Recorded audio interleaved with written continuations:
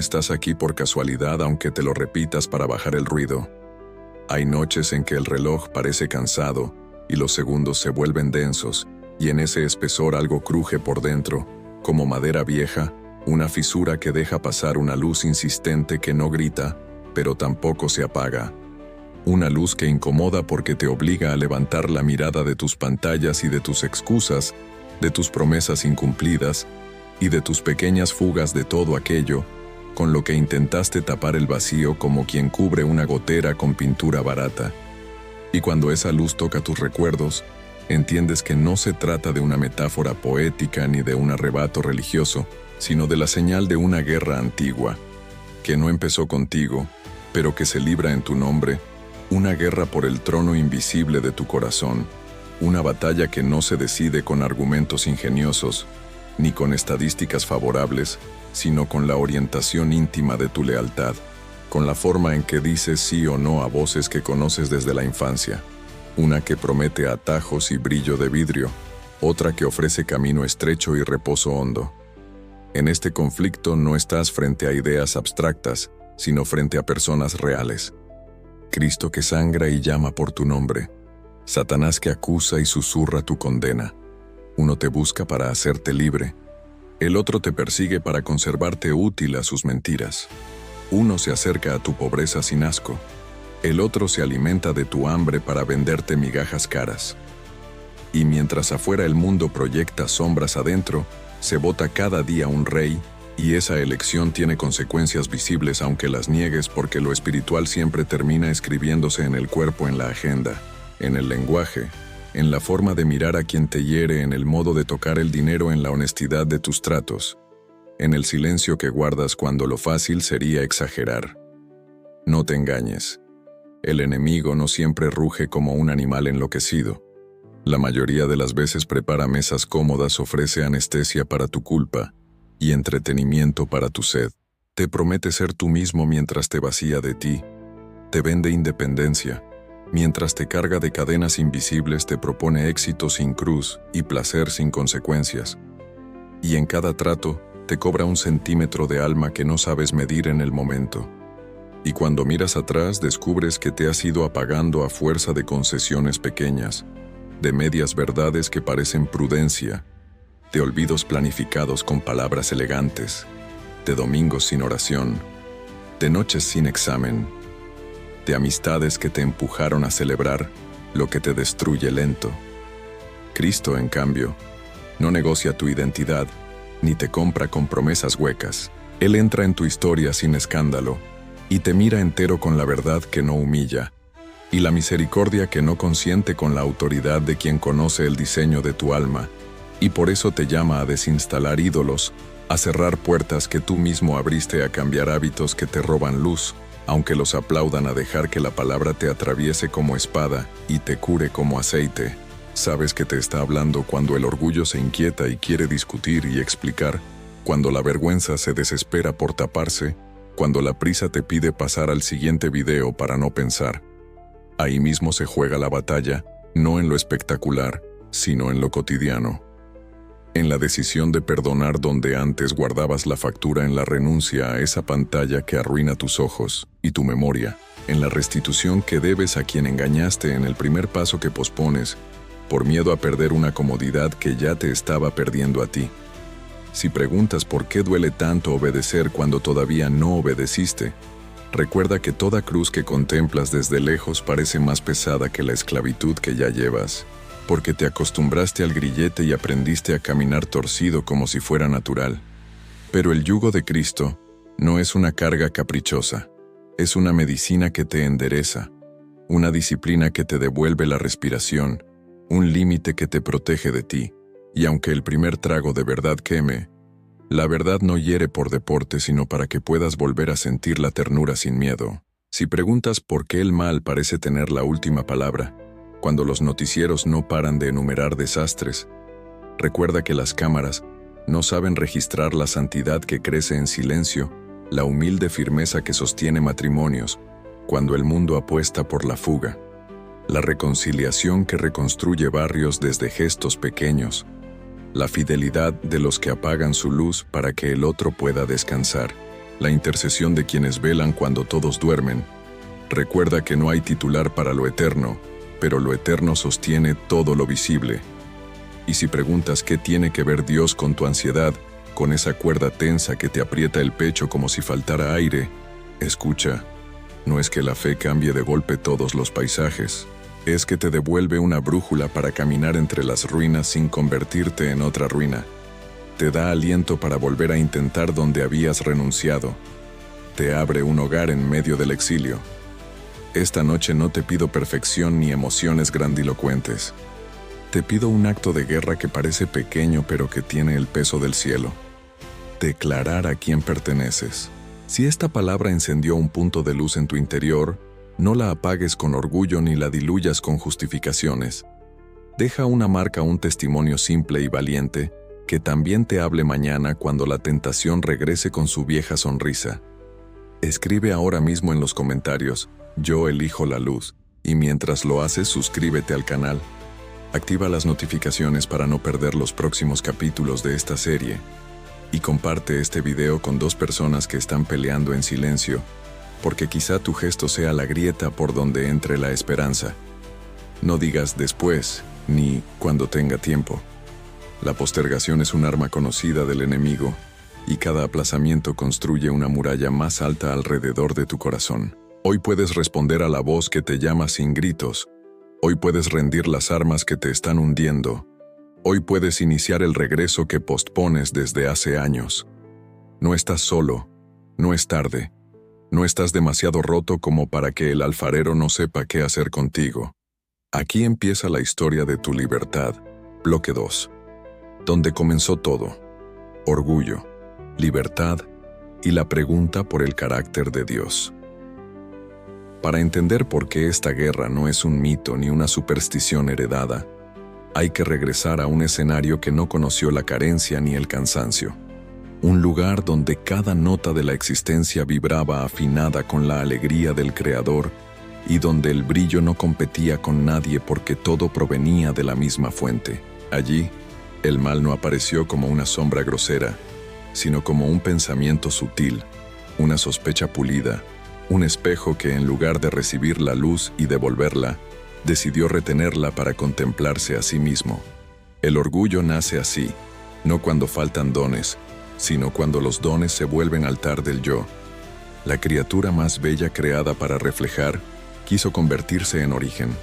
La misión de ser ventana se transformó en ambición de ser muro. Y el primer pecado antes de expresarse en actos fue un desplazamiento del amor hacia el propio nombre. La acusación no se formuló con gritos, sino con preguntas que mordían sin mostrar colmillos. ¿Es Dios verdaderamente bueno? ¿Su ley es una cerca para impedir la plenitud o una baranda para preservar la vida? ¿La obediencia es libertad o servidumbre?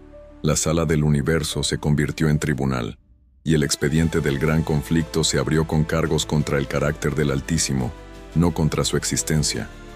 El mal no discutía si hay Dios, discutía cómo es Dios. Y para sostener la acusación, el orgulloso tuvo que presentar un proyecto alternativo: emancipación sin límites, identidad sin obediencia, gloria sin gratitud. Dios pudo silenciar la rebelión como se calla una nota disonante con un gesto del director, pero habría quedado sin responder la pregunta principal: ¿es el amor el modo más alto de gobernar? La libertad dada a las criaturas no es un lujo caprichoso, es el único ambiente donde el amor puede ser verdadero.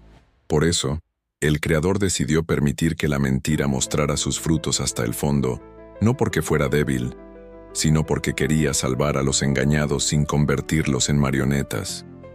El universo entero se volvió aula y espejo. Cuando el yo ocupa el trono, la armonía se rompe, la belleza se empobrece, la confianza se erosiona, y lo que promete independencia termina generando esclavitud. Cuando el amor gobierna la ley, deja de sentirse como cercado y se experimenta como música, porque no te empuja desde afuera, te sostiene desde dentro. Esa lógica no cabe en consignas rápidas, necesita tiempo, historia, contraste. Por eso la sospecha fue permitida para ser desenmascarada y la paciencia de Dios, tantas veces interpretada como ausencia, es en realidad el gran argumento en marcha. Prueba que la fuerza del cielo no es la imposición, sino la verdad presentada con mansedumbre. El eco de aquella primera soberbia baja hasta nuestros días y se cuela en la intimidad con acentos modernos. Hoy se llama autoafirmación sin límite, narrativa del yo como absoluto, construcción de identidad a voluntad, aunque el cuerpo y la conciencia pidan auxilio. Hoy se disfraza de derechos lo que en el fondo es negación del diseño. Se romanticen impulsos que desfondan el alma. Se promete plenitud comprable, microdosis de consuelo instantáneo que no curan, sino que anestesian. La rebelión primordial ya no es mito remoto. Es un patrón que repetimos con tecnología nueva. Elegimos ser dioses de nuestro propio jardín y nos sorprendemos cuando el jardín se vuelve desierto.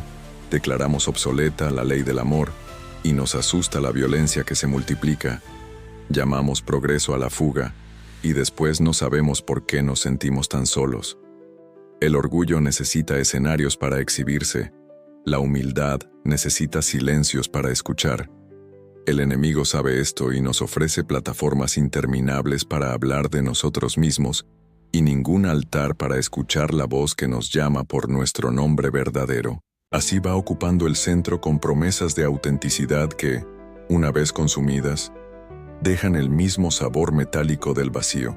En el principio, cuando la sospecha tocó la tierra, el guión fue similar. Se sembró duda sobre la intención de Dios y se vendió la idea de que su mandamiento era limitación y no resguardo. Se planteó que la plenitud exigía cruzar una línea como rito de iniciación hacia una conciencia más alta, y el resultado no fue expansión de vida, sino caída de confianza, vergüenza, ocultamiento, violencia. A partir de entonces, cada generación ha tenido que elegir entre la voz que acusa y la voz que llama. La pregunta no caduca. ¿Es Dios confiable? Y tu vida se convierte en la escena donde esa pregunta recibe una respuesta pública. Cuando mientes para protegerte, aceptas la tesis del acusador. Cuando dices la verdad a costa de tu reputación, testificas que la ley del amor no es un cerco, sino un camino. Cuando reduces a las personas a instrumentos de tu proyecto, colaboras con el relato del orgullo. Cuando sirves aunque nadie te vea, confiesas que el reino es real. Así de concreto es el conflicto. No se libra en torres abstractas, sino en tu lengua, en tu saldo bancario, en tu cama, en tu agenda, en la luz que apagas o en el contenido que te niegas. Quizá preguntes por qué Dios no corta la historia y resuelve. Quizá abras la mano y la encuentres vacía y te parezca burla hablar de amor en un mundo que sangra. Sin embargo, mira con atención. La paciencia divina es la única explicación de que aún haya belleza entre las ruinas y de que la maldad no lo haya devorado todo. Su paciencia no es complicidad, es oportunidad, es espera de un sí libre. Es espacio para que el corazón deje de defenderse con ironías y se atreva a creer. El orgullo trabaja con prisa. El amor trabaja con tiempo. El orgullo quiere réditos. El amor quiere personas. Por eso, aunque el expediente del caso será resuelto a la vista de todos, hoy el juez no se presenta con un mazo. Se presenta con una invitación. Ven y conoce mi rostro. Escucha mi palabra. Verifica en la historia lo que digo. Mira la clase de mundo que produce la soberbia cuando gobierna y compáralo con la huella humilde de quienes se dejaron modelar por mi espíritu. Si haces esa comparación sin miedo, descubrirás que la libertad sin verdad se vuelve jungla y que la obediencia por amor no es amputación sino salud. No te propongo un debate académico sino un camino de regreso. Nadie sale del imperio del yo con discursos motivacionales. Se sale aceptando que no somos el centro y que eso, lejos de destruirnos, nos devuelve el aire. Se sale pidiendo perdón donde juras que tenías razón, devolviendo lo que tomaste, cerrando puertas a lo que te devora, levantando altares de gratitud en medio de la intemperie. Se sale aprendiendo a orar sin apariencia, abriendo la escritura como quien abre ventana después de meses de humo, entrando en comunidad no para exhibirte sino para dejarte sostener.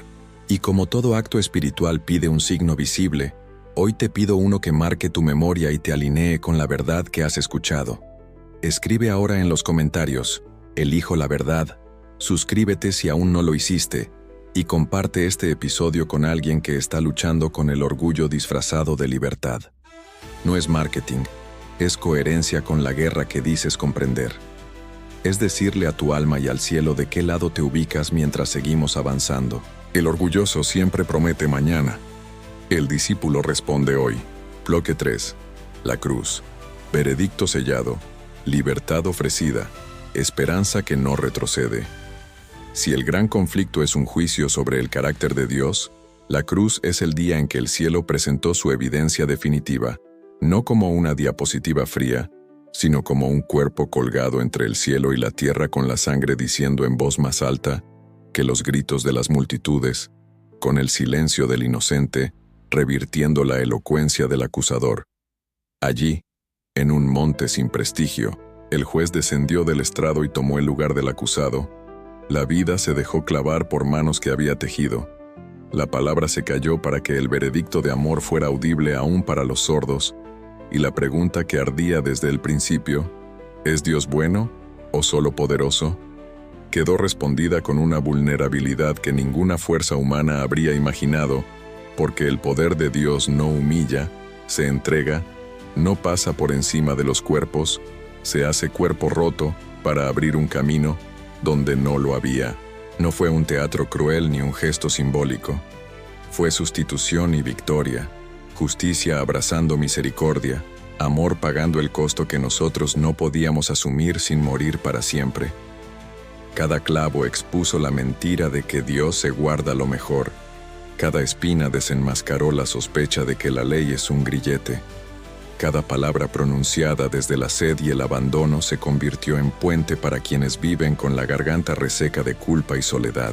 Mira la escena sin apuros. El mediodía se volvió noche como si la creación lamentara lo que las criaturas celebraban. El velo del templo se rasgó de arriba a abajo, como si el mismo Dios abriera su pecho y dijera, «Entra el criminal a la izquierda».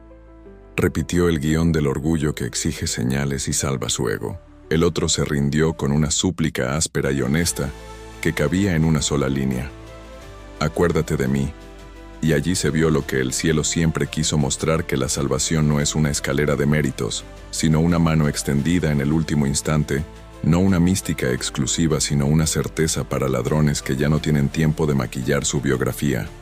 Que el reino se abre por gracia, y la gracia produce el cambio que la culpa jamás consiguió producir por miedo. El centurión, acostumbrado a la brutalidad, confesó lo que los religiosos negaban, porque la santidad no siempre se reconoce en templos, sino en la manera en que un moribundo perdona.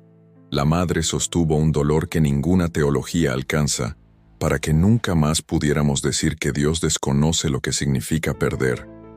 Y el discípulo que había prometido fidelidad, aprendió que la lealtad no es retórica nocturna, sino presencia al pie de la cruz, cuando la noche se vuelve espesa. Ese día el enemigo quedó exhibido.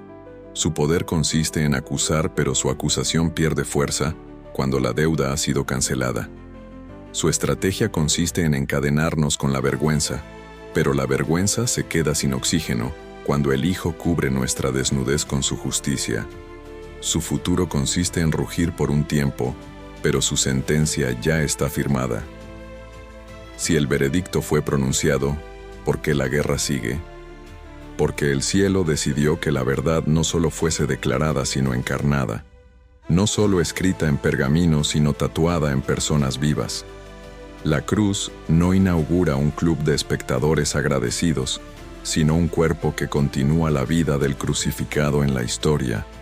Gente que perdona ofensas que el mundo considera imperdonables, que se niega a traficarse a sí misma por aplausos, que trabaja en silencio como si el ojo de Dios fuera suficiente, que no negocia la pureza aunque la pierdan de vista en los algoritmos.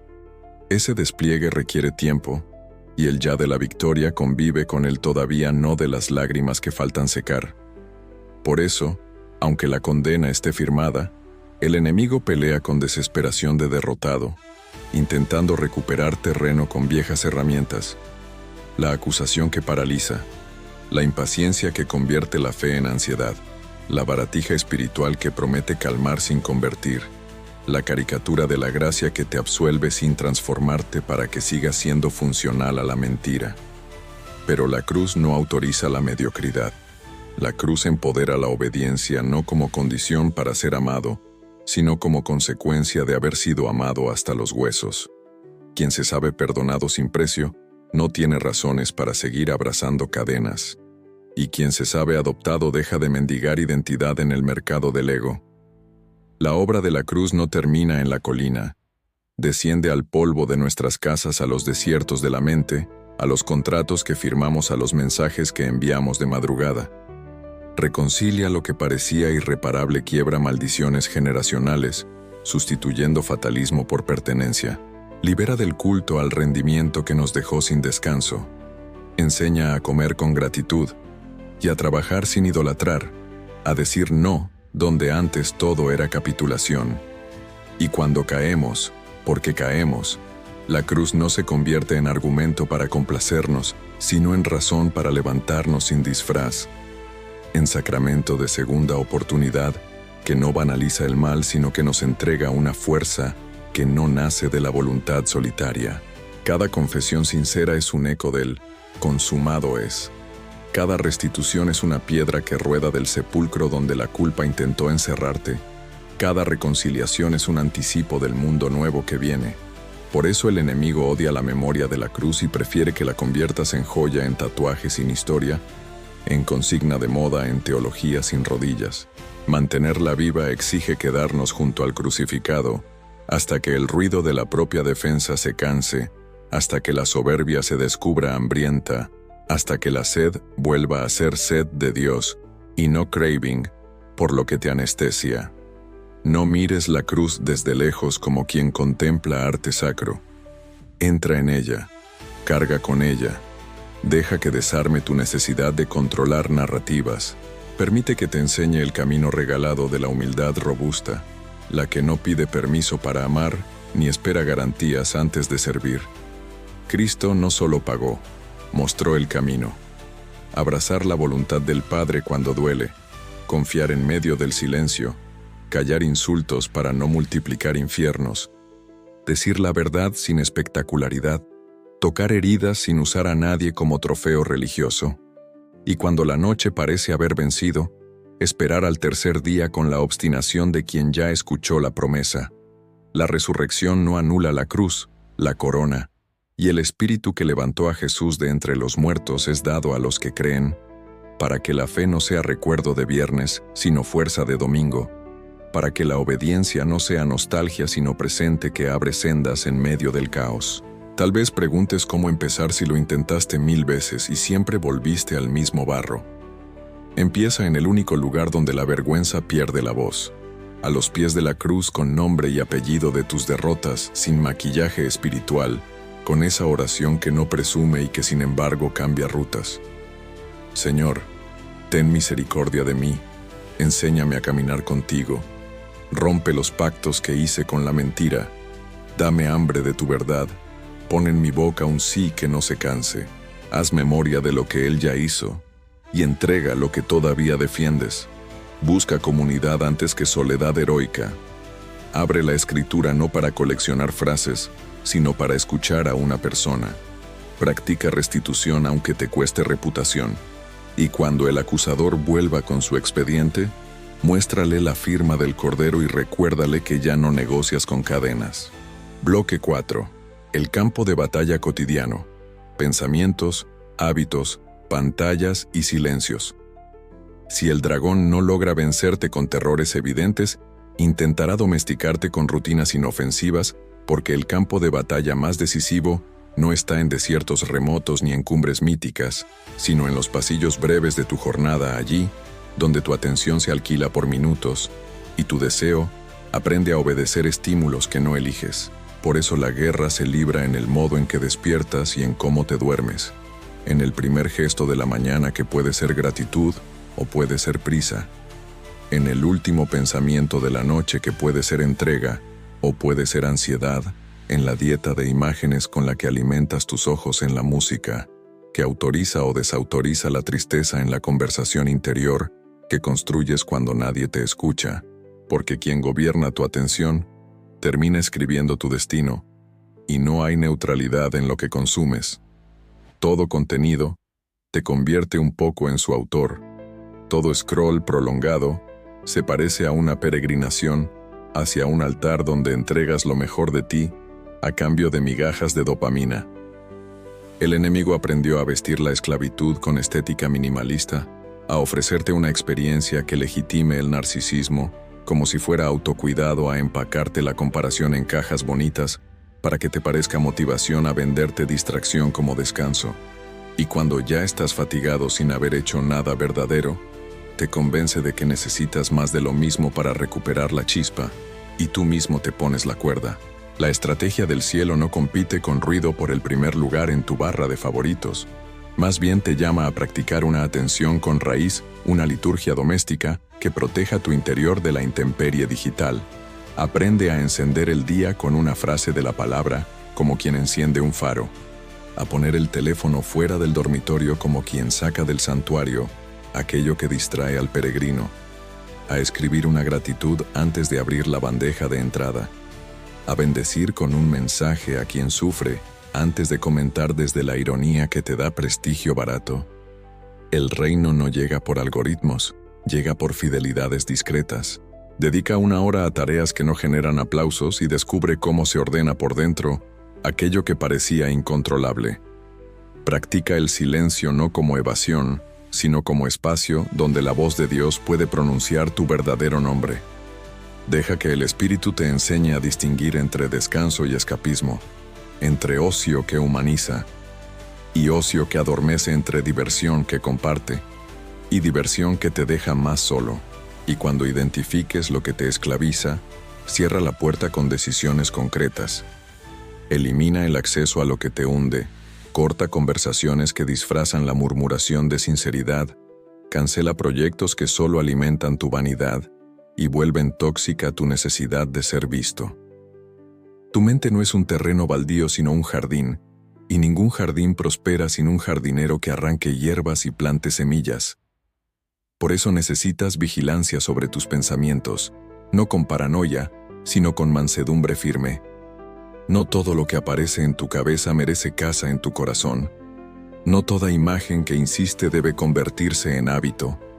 No toda emoción intensa es una brújula fiable. Aprende a predicarte la verdad cuando la mentira te resulte más seductora, a responder tentaciones con escritura, no como conjuro, sino como razón amorosa, a contrastar tus impulsos con el rostro de Cristo y preguntarte si esa elección cabe en sus manos perforadas, y si no cabe, suéltala. Practica la confesión temprana. Cuando pequeñeces sin nombre se acumulan, crean moho, y después llamas humedad a lo que es pecado. Apaga la soberbia que se protege con explicaciones largas, pide perdón sin manual de defensa, restituye antes de que tu culpa mutile el vínculo que dices cuidar. Y busca comunidad, porque el enemigo prospera en la cueva de la autosuficiencia, y allí donde nadie te ve, es más fácil volver a ser otro. Pero la luz de los hermanos desactiva maquillajes, ofrece abrazo y frontera. Recuerda promesas, en la hora del olvido te devuelve a la mesa cuando querías correr. Tu cuerpo también pelea una batalla. Necesita descanso verdadero, alimento que no se convierta en culto, ritmos que no te vuelvan bestia de rendimiento. El cansancio prolongado se parece a una tentación disfrazada de virtud y abre puertas que juraste no tocar, porque nadie resiste eternamente sin dormir, sin reír limpio, sin cantar con otros, sin salir a mirar un cielo abierto.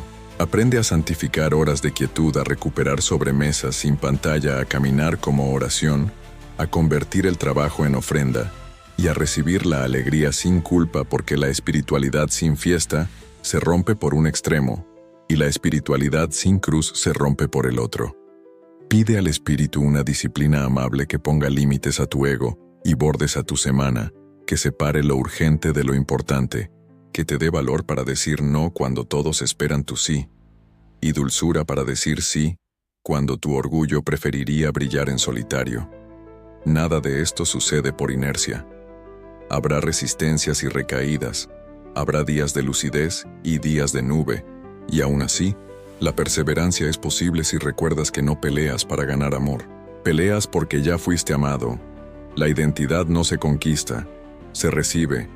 La santidad no se produce por acumulación de esfuerzos, se acoge por permanecer cerca de la fuente, y todo hábito que te acerca a Cristo te acerca a ti, mientras todo hábito que te aleja de Cristo te devuelve al yo que te agota. Cuando caigas, no negocies con la culpa, corre a la cruz. Establece una conversación honesta con alguien maduro en la fe.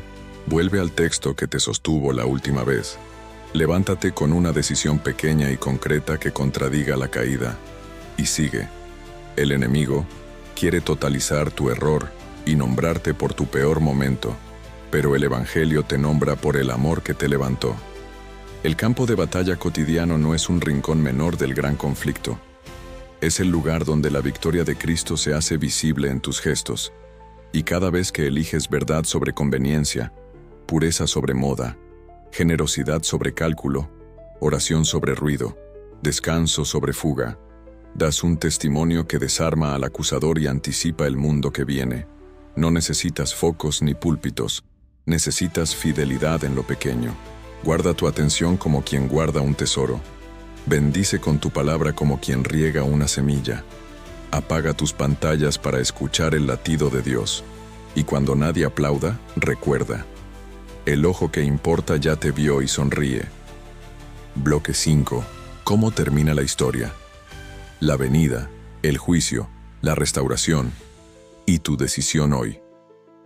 El gran conflicto no se estira como un hilo sin nudos. Tiene un cierre real y un amanecer que no cabe en metáforas tímidas. La Biblia no habla de susurros interiores apenas perceptibles. Habla de cielos que se desgarran de gloria, que no necesita lámparas, de un rey que viene con mansedumbre y autoridad, con heridas aún visibles para que nadie confunda su poder con tiranía. La venida no es fábula de consuelo para mentes asustadas ni recurso poético para soportar el dolor. Es la irrupción pública del reino que ya se ha inaugurado en la cruz, la confirmación a la vista de todos de lo que el cielo decretó cuando el Cordero dijo: consumado es. Ese día no dependerá de encuestas ni de aprobación de imperios ni de algoritmos favorables. La verdad no pedirá permiso para alumbrar, y los que amaron la luz sabrán como se sabe un abrazo que la esperanza no fue ingenuidad, sino memoria del futuro. Contempla la escena con reverencia. El retorno de Cristo no será una idea susurrada por minorías. Será un acontecimiento que atraviese paisajes y conciencias. Habrá trompeta como anuncio de fiesta y no de pánico. Habrá nombres pronunciados sin tartamudeos por labios que nunca mienten. Habrá cuerpos que dejen de negociar con la enfermedad. Habrá lágrimas que no necesiten pañuelos porque serán secadas desde la raíz. El juicio, que a veces imaginamos como un martillazo distante, se revelará como una buena noticia para los humildes.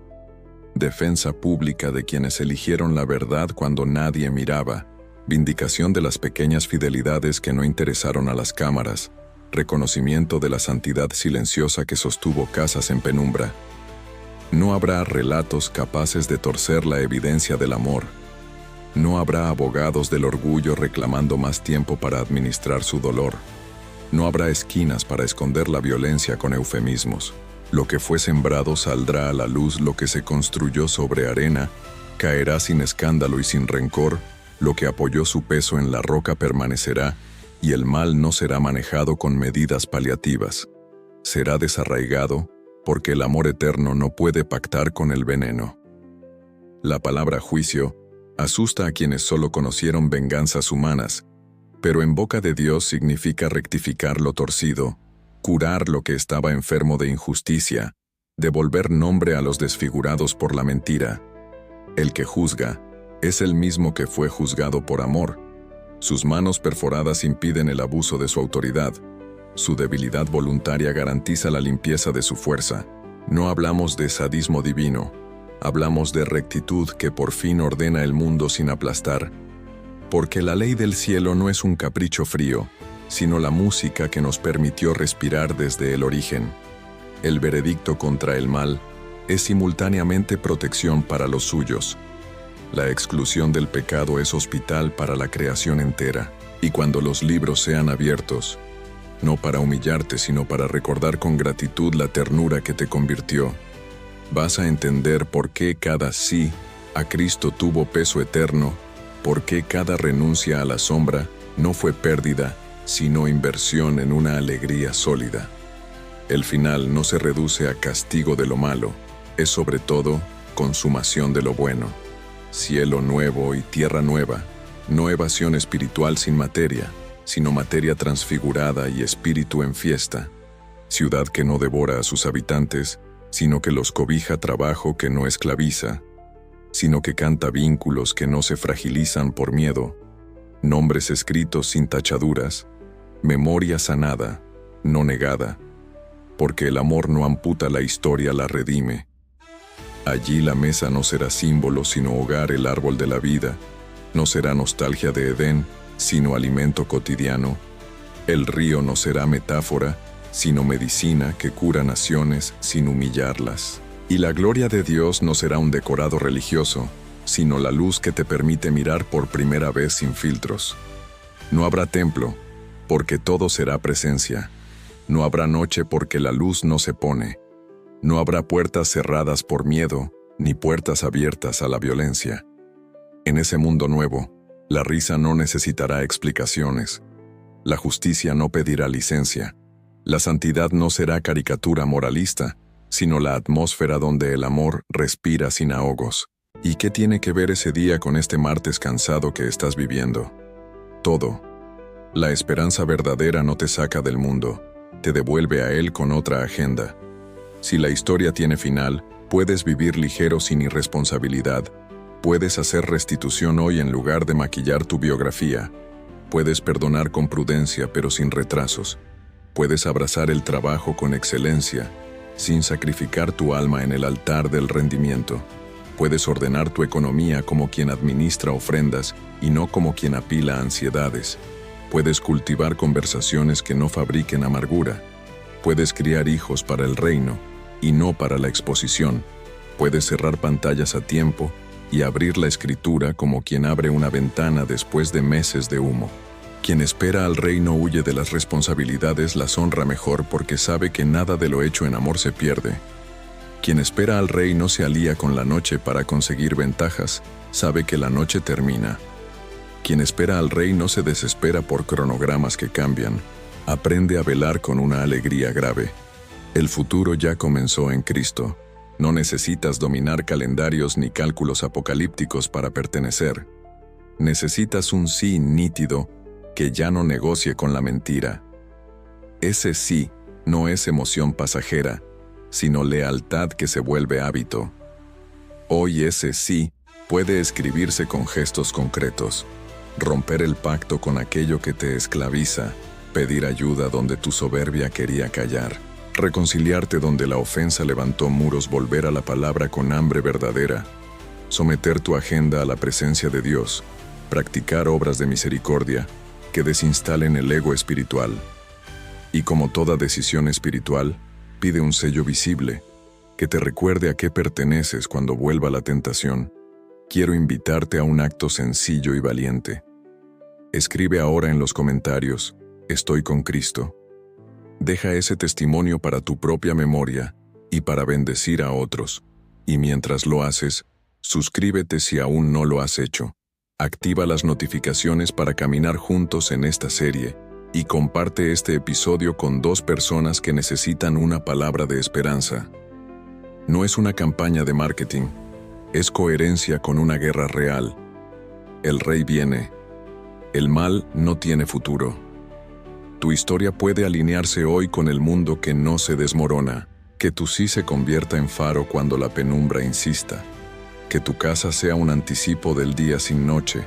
Que tu mesa se vuelva ensayo de la mesa eterna. Y que cuando el cielo se abra y Él aparezca con su misericordia como corona, te encuentre expectante, no confundido, con las manos ocupadas en amar y el corazón en paz, porque elegiste la luz cuando lo fácil era acostumbrarse a la sombra. Bloque 6.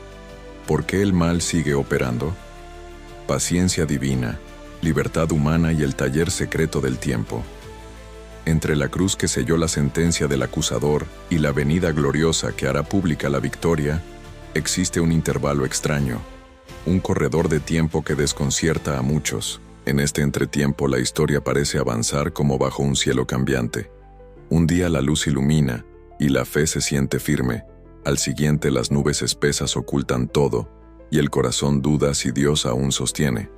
Aquí muchos tropiezan, porque confunden la paciencia divina con ausencia, el silencio con desinterés, la demora con olvido. Sin embargo, la Escritura revela que este lapso no es vacío, sino un taller secreto donde las verdades más hondas se forjan, un laboratorio en el que el universo observa el fruto de dos proyectos irreconciliables. El reino del yo, que termina en violencia aun cuando sonríe con modales correctos, y el reino de Cristo, que florece en reconciliaciones humildes aunque nadie las publique en titulares. El cielo decidió permitir que el mal mostrara hasta el fondo su cosecha, no para legitimar su mentira, sino para que nunca más alguien confunda autonomía con vida, brillo con gloria, eficiencia con santidad.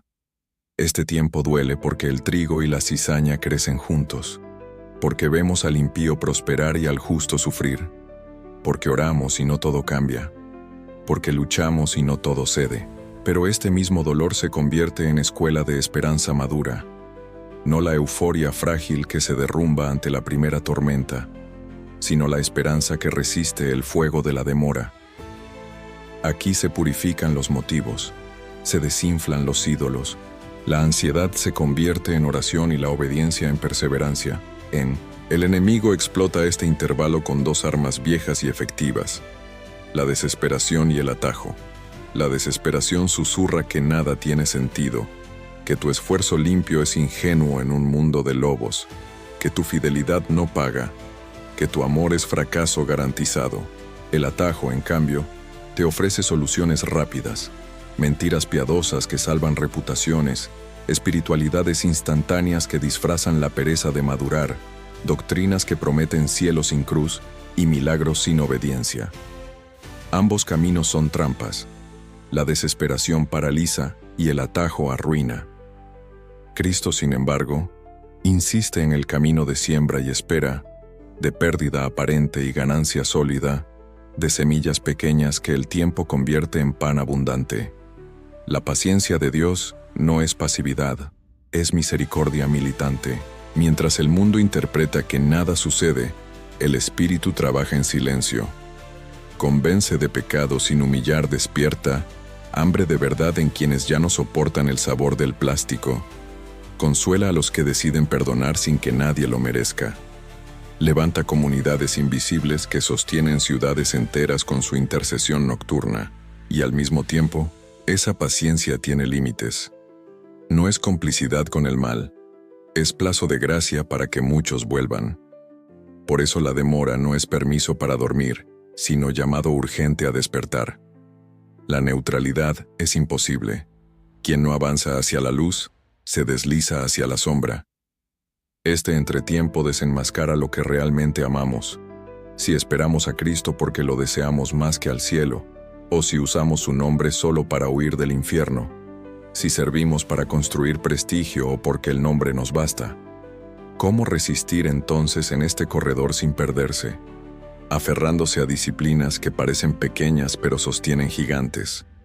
No tomar decisiones definitivas en medio de la tormenta, anclar el alma en promesas antiguas cuando la emoción traiciona, rodearse de hermanos que recuerdan tu identidad cuando tu memoria se nubla, aceptar que no comprenderás todos los silencios de Dios y aún así, elegir confiar. Es la práctica de liturgias discretas lo que preserva. Una oración breve al amanecer, un salmo recitado como agua fresca al mediodía, un examen nocturno que limpia la conciencia. Ayunos de gritos que solo multiplican miedo, actos de servicio en lo escondido que anulan la vanidad. Jesús llamó a esto vigilancia, lámparas encendidas, aceite preparado, atención sobria, no paranoia. Es amar hoy aunque no veas mañana. Es obedecer aunque la recompensa no aparezca en tu calendario. este tiempo también talla la identidad de la Iglesia. No fue llamada a ser refugio elitista, ni espectáculo de masas, sino señal viviente de lo que viene. Comunidad peregrina que no se alía con los imperios, que intercede cuando los demás duermen, que se niega a usar la verdad como arma para humillar, que cultiva mansedumbre, sin ceder a la mentira. Esa iglesia no compite por trending topics, compite por fidelidad. No mide su valor por seguidores, sino por semejanza con el Cordero. Y en ella el mundo puede leer anticipos del final. Perdones imposibles, mesas abiertas, economías de justicia, jóvenes que apagan pantallas para escuchar a Dios, ancianos que no acumulan rencor sino sabiduría que abraza. Y cuando el dolor apriete más de lo que puedes nombrar, recuerda, no eres evaluado por tu rendimiento emocional, sino sostenido por una fidelidad que te precede. Puedes llorar sin perder la fe, puedes decir, no sé, sin abandonar al Señor. Puedes pedir auxilio sin arruinar tu testimonio. Puedes quedarte quieto mientras todo empuja a la fuga. Dios promete compañía antes que mapas hermanos, antes que soledad, semillas antes que resultados inmediatos, pequeñas señales que el ruido desprecia. Una reconciliación improbable, un deseo puro que regresa a una tentación que se cierra sin explicación, una paz que brota sin motivo. Así se camina en el entretiempo, no con fuegos artificiales, sino con brasas que no se apagan, hasta que el día amanezca y el Cordero vuelva. Bloque 7. Señales del fin. Vigilancia sin sensacionalismo. Esperanza sin ingenuidad. Cuando la espera se hace larga y el cansancio muerde los huesos, muchos levantan la mirada buscando señales, como si la certeza del reloj cósmico pudiera ahorrar el peso de velar cada día. Jesús habló de señales, sí, guerras y rumores de guerras, hambres, terremotos, pestes, persecuciones, amor que se enfría, pero también advirtió que no confundiéramos los dolores de parto con el nacimiento mismo, que no llamáramos consumación a lo que todavía es proceso, que no nos entregáramos a mercaderes de miedo ni a predicadores de bienestar que ofrecen un cielo sin cruz.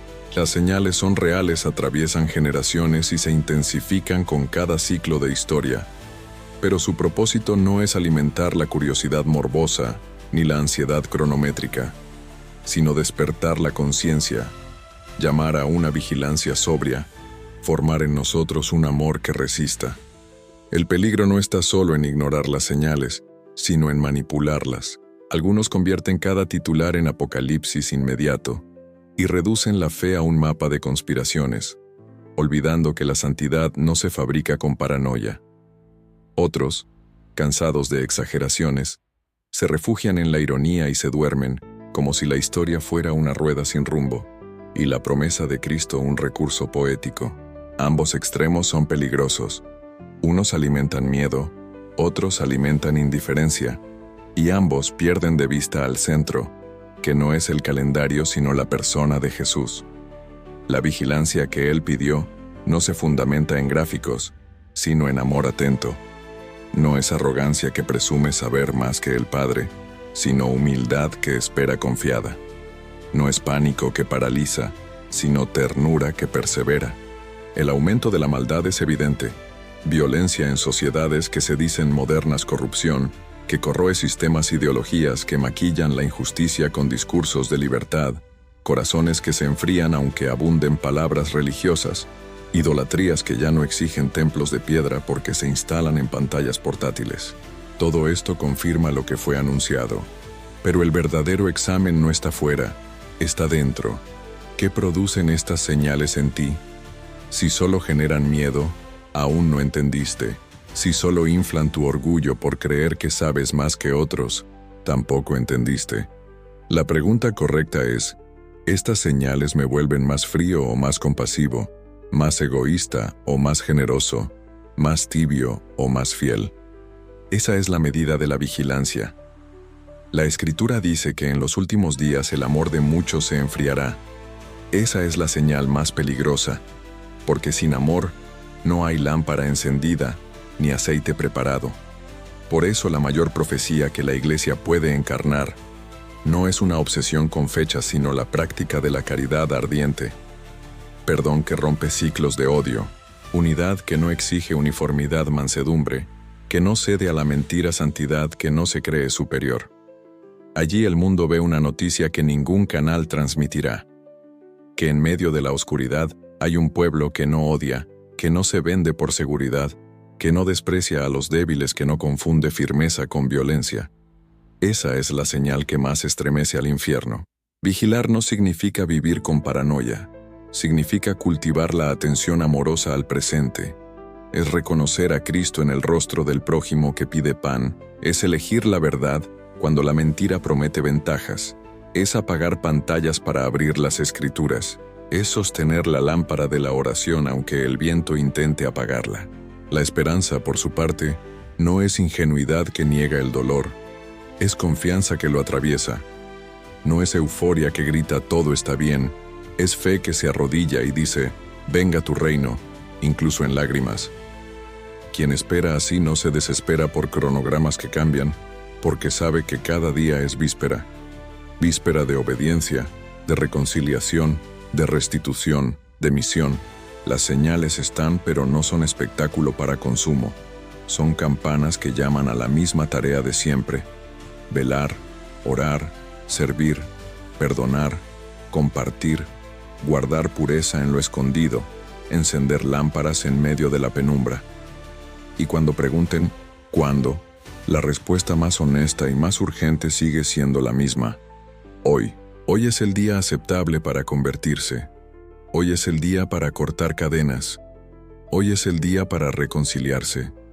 Hoy es el día para elegir la luz. Quien vigila con amor y esperanza sin ingenuidad no necesita controlar el calendario, porque vive preparado. Mientras unos coleccionan miedos y otros coleccionan teorías, el discípulo colecciona obediencias, y cuando el Señor aparezca, en la nube definitiva o en el rostro del prójimo que llama a tu puerta, te encontrará despierto, no por la adrenalina del pánico, ni por la frialdad de la ironía, sino por la fidelidad de una vida que aprendió a esperar amando. Bloque 8. La armadura interior. Palabra en la mente, fuego en el pecho, pureza en las manos. Si el enemigo no puede destruirte de un golpe frontal, intentará desgastarte desde dentro, sembrando dudas sutiles, acumulando cansancio, erosionando convicciones con pequeñas concesiones que parecen inofensivas. Por eso la Escritura no habla de estrategias humanas ni de técnicas de motivación, sino de armadura espiritual. Una armadura que no se ve pero que determina si resistes o caes, si permaneces o te arrastras, si tu fe se convierte en refugio firme o en discurso hueco. El apóstol Pablo no usó la metáfora por poesía, sino porque sabía que el creyente camina en campo de batalla y nadie sobrevive desarmado. Cada pieza es más que símbolo, es defensa concreta, invisible pero real, forjada en la comunión con Cristo. La mente necesita ser cubierta con el casco de la salvación.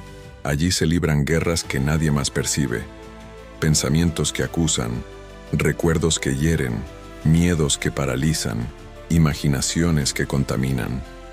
El enemigo sabe que si domina tu mente, tu cuerpo y tus decisiones seguirán dóciles. Por eso, la salvación no es solo un recuerdo del pasado ni una promesa futura, es una certeza que protege el presente. Cuando recuerdas que tu identidad está sellada en Cristo, las voces del acusador pierden fuerza, porque no discutes con ellas, respondes con la sangre que ya fue derramada, con la promesa que ya fue escrita. El pecho necesita fuego, y ese fuego es la justicia como coraza. No hablo de justicia en abstracto, sino de una vida ordenada, de decisiones que cierran grietas, de hábitos que blindan el corazón contra la mentira. La pureza no es moralismo rígido, es protección contra venenos que parecen dulces al principio. Cada vez que eliges integridad, aunque nadie lo aplauda, estás reforzando tu armadura. Cada vez que confiesas en lugar de ocultar, estás quitándole territorio al enemigo. El pecho es vulnerable porque allí se alojan deseos y afectos, Si lo cubres con justicia, el fuego arde limpio, no como pasión desordenada, sino como celo santo. En la cintura se ajusta el cinturón de la verdad. Parece detalle menor, pero sin él la armadura se desmorona. La mentira no solo engaña, desarma. Cuando aceptas medias verdades para salvarte, la primera víctima eres tú, porque ya no puedes resistir con firmeza. La verdad te incomoda, sí, porque expone y corrige, pero también te da libertad, porque no necesitas más máscaras ni estrategias de manipulación. Ajustar la vida con la verdad es doloroso como apretar una herida, pero sin ese cinturón todo lo demás se vuelve adorno. Los pies necesitan calzado de evangelio. El soldado sin calzado tropieza, se hiere, se cansa rápido.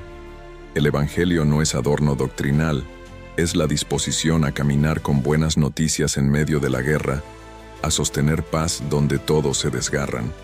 Cuando llevas el evangelio en los pies, cada paso se convierte en misión, cada trayecto en oportunidad, cada encuentro en altar. No corres por miedo, caminas por fidelidad. Allí impactan flechas encendidas, dudas, críticas, calumnias, fracasos, tentaciones disfrazadas de oportunidades. Sin fe esas flechas penetran y encienden incendios que consumen desde dentro. Con fe, los dardos pierden fuerza porque el escudo no depende de tu fuerza, sino de la promesa de Dios. La fe no es negar la herida, es confiar en que la herida no tiene la última palabra. En la mano derecha brilla la espada del Espíritu, que es la palabra de Dios. No es arma de violencia carnal, es palabra viva que corta mentiras, que ilumina caminos, que desarma sofismas. Con ella Jesús enfrentó al tentador en el desierto, y con ella el creyente responde cuando el engaño se viste de lógica convincente. La palabra no funciona como amuleto, funciona como alimento. Necesitas comerla, memorizarla, rumiarla, dejar que se convierta en parte de tu sangre. Y por encima de todo la oración, no como fórmula, sino como respiración constante. Orar es mantener abierta la comunicación con el comandante. Es recibir instrucciones, es renovar fuerzas, es clamar por otros que también pelean. La armadura se activa en la oración y se mantiene viva en la perseverancia. Sin armadura, cada tentación se convierte en cadena. Con armadura, cada tentación se convierte en campo de victoria. No se trata de vivir paranoico, sino vigilante.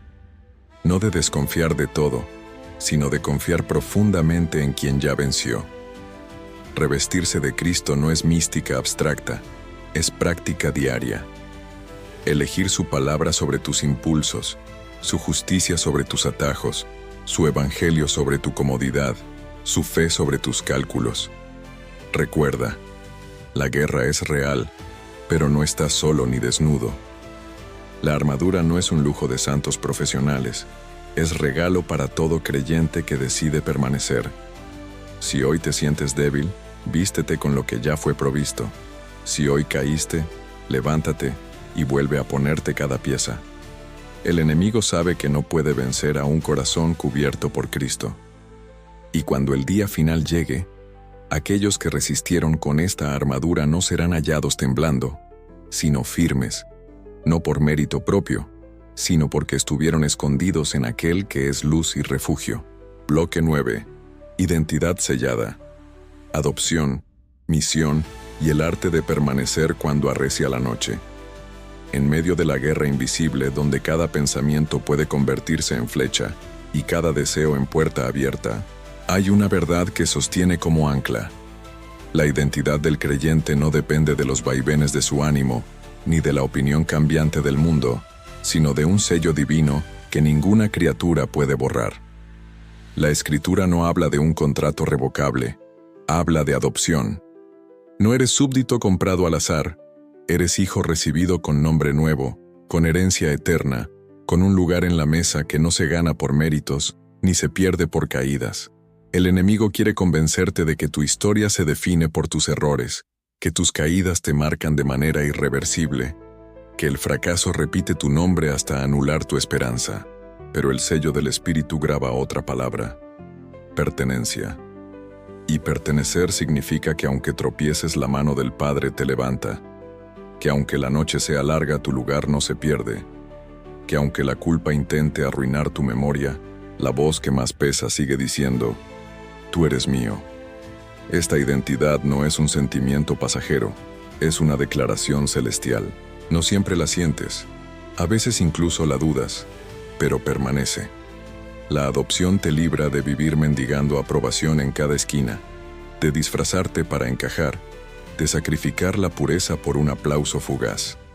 Cuando sabes quién eres, ya no necesitas probarlo a cada instante, y sin embargo esta certeza no te aísla, te envía, porque ser hijo no es solo recibir cuidados, es participar de la misión del Padre, ser luz en un mundo que normaliza la oscuridad, ser testigo en un tribunal donde se discute el carácter de Dios, ser voz que anuncia esperanza, donde reinan las narrativas de fatalismo.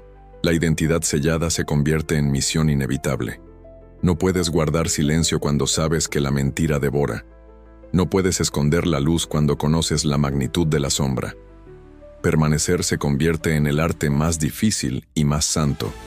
No se trata de grandes gestos heroicos, sino de resistir cuando todo empuja a rendirse, de seguir de pie cuando el cansancio nubla la visión, de sostener la fe cuando parece que nadie más cree. El arte de permanecer se aprende en lo escondido, en la oración nocturna cuando el insomnio golpea, en la confesión humilde cuando la vergüenza amenaza con sofocarte, en el trabajo honesto cuando la tentación del atajo ofrece resultados inmediatos. Permanecer no es inmovilidad, es fidelidad en movimiento lento. No es rigidez, es raíz profunda que soporta la tormenta. El enemigo ataca justamente en esta área. Intenta convencerte de que la perseverancia no vale la pena, que la espera es inútil, que el silencio de Dios es abandono. Te susurra que es mejor negociar, que un poco de sombra no mata, que todos lo hacen. Pero la identidad sellada responde con otra voz. Ya no vivo yo, Cristo vive en mí. Esa es la resistencia real, no en tu fuerza, sino en la vida de otro que se manifiesta en ti.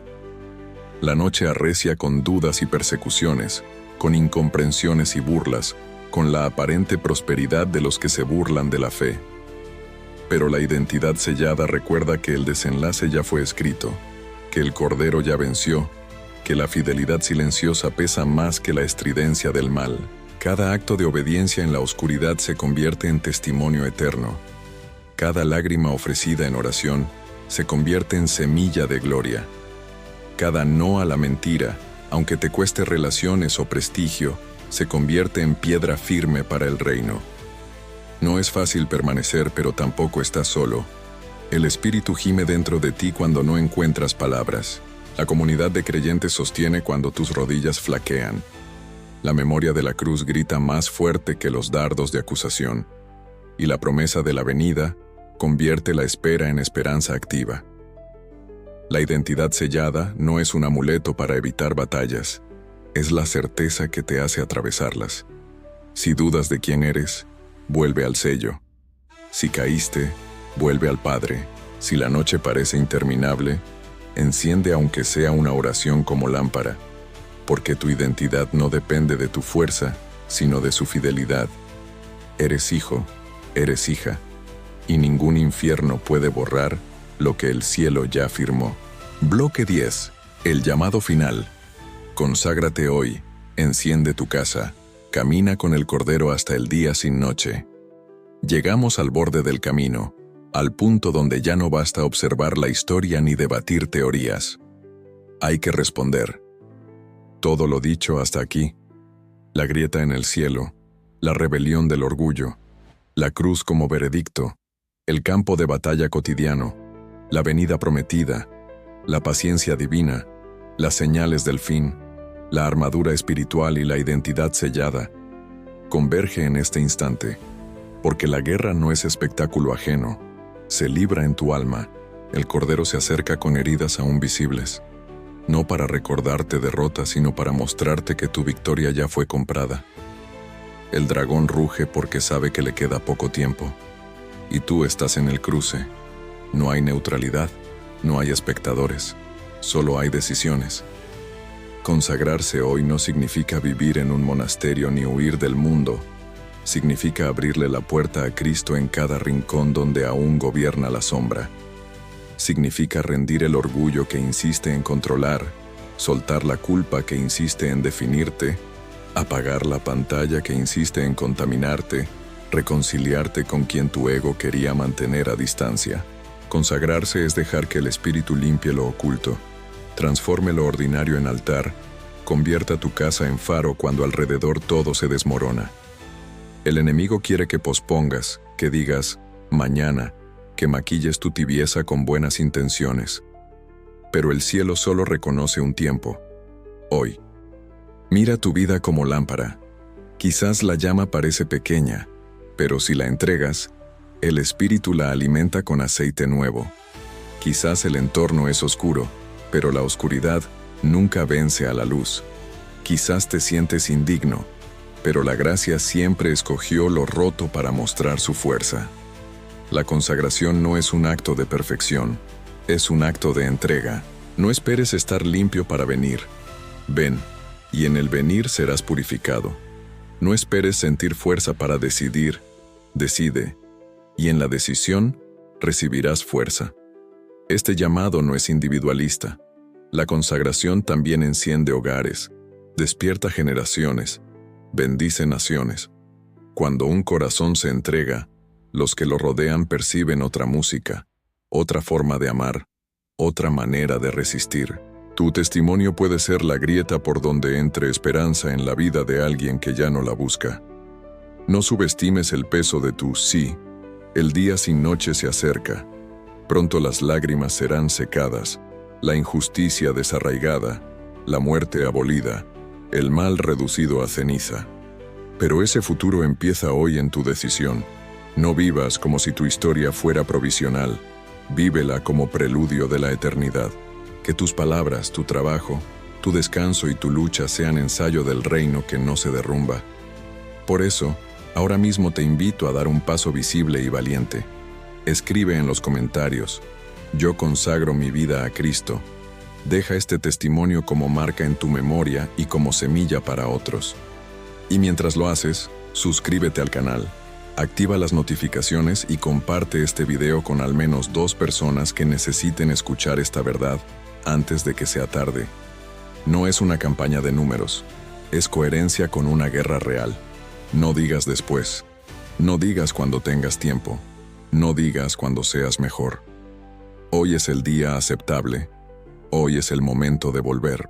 El Cordero camina delante, y su luz te bastará hasta que amanezca el día sin noche.